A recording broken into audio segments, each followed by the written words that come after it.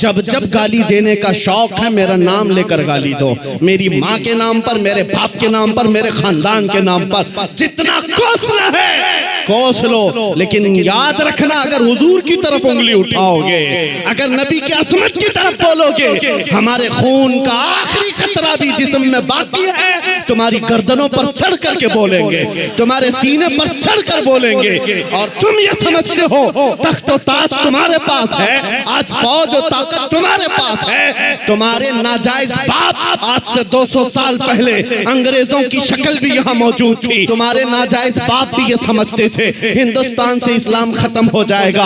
अरे उनका चूरा भी यहाँ बाकी नहीं रहा, सब खत्म होकर चले गए। तुम भी अपने अंजाम का इंतजार करो, कुछ देर की खामोशी है, फिर शोर आएगा। आज कुत्तों का वक्त है, कल हमारा दौर आएगा।